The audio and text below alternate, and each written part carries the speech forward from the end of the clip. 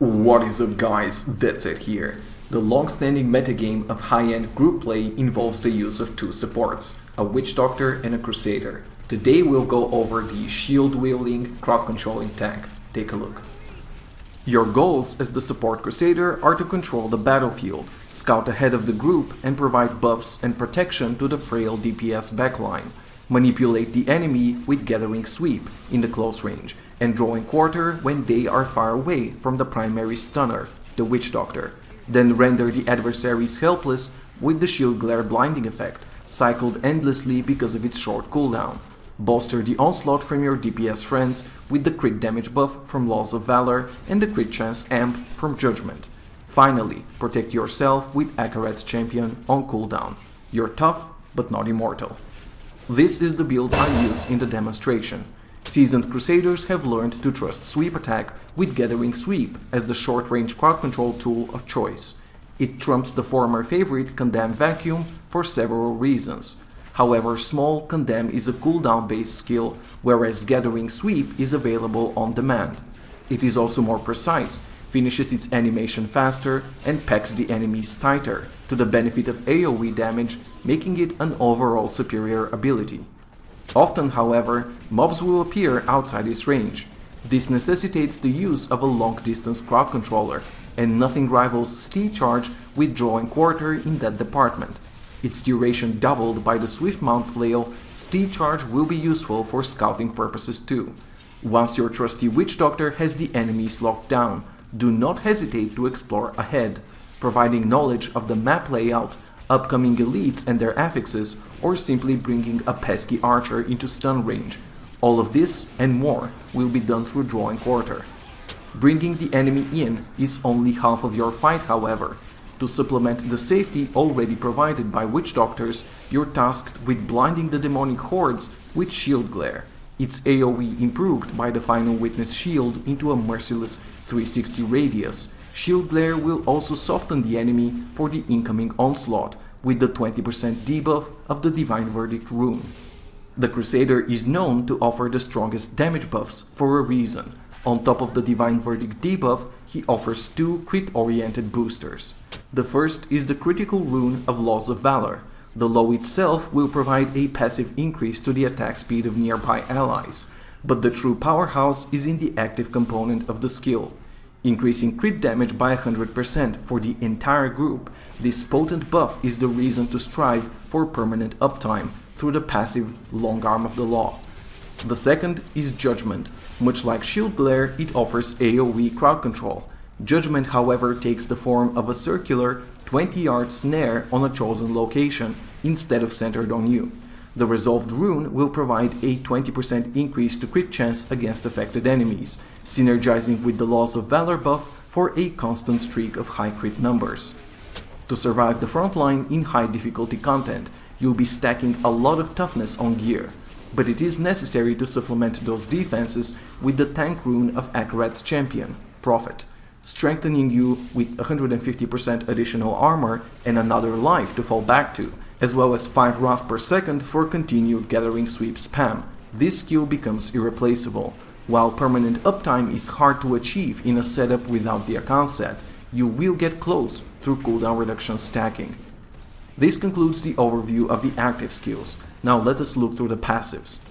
Fervor is the one-hander counterpart to Heavenly Strength, shaping the traditionally slow and hard-hitting Crusader into an attack speed and cooldown reduction specialist. This passive makes a tight fit into the support setup where any source of additional cooldown reduction is welcome.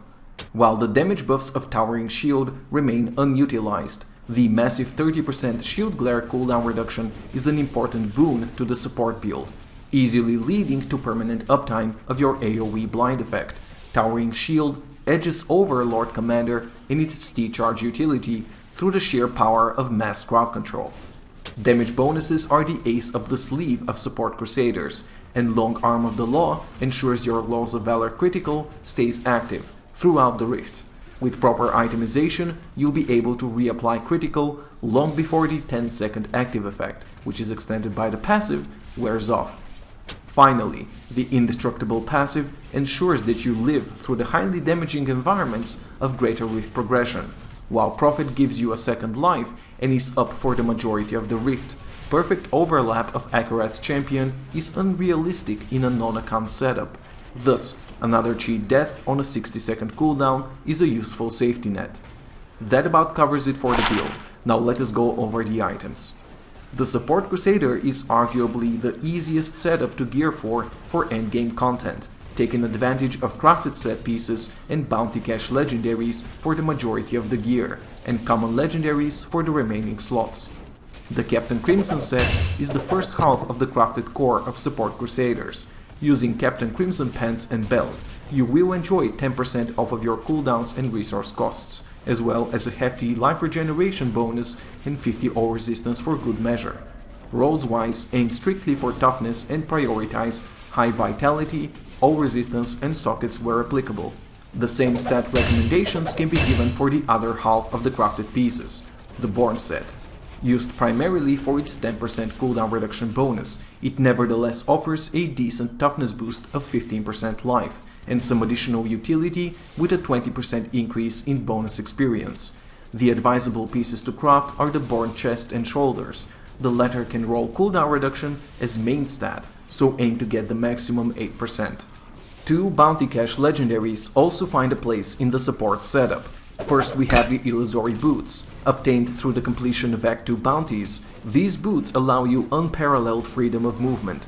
The ability to maneuver through enemies unhindered and ignore wall or affixes is crucial for this Crusader build, where positioning for better crowd control is key. The other bounty item is the ever-popular Ring of Royal Grandeur. Found in Act 1 caches, this ring allows you to obtain the 3-piece bonus for both Captain Crimson and Born, while you only devote 2 slots per set. Aim for an open socket or natural cooldown reduction, so you can reroll into whichever of those 2 stats is missing. You have a lot of freedom for your second ring. With no particular restriction or requirement, experimentation is encouraged in this slot. Improving your experience gain through a Leoric Signet or the stronger crafted Hellfire ring is a decent option for a fresh character. You can turn into a minor source of damage through the life-stealing Bulkathos Wedding Band, provided you stay in close proximity to the target. Finally, you can simply add another defensive layer with Rogar's Huge Stone. Regardless of your choice, always aim for cooldown reduction, an open socket, and high toughness. Rounding out the jewelry, it is highly recommended to obtain an Immunity Amulet for a highly lethal source of elemental damage. Zephyrian Amulet, which renders you immune to lightning, or a Star of Askerath against fire, are the most desirable options. The stats to seek do not deviate from the support norm: cooldown reduction, an open socket, and high toughness.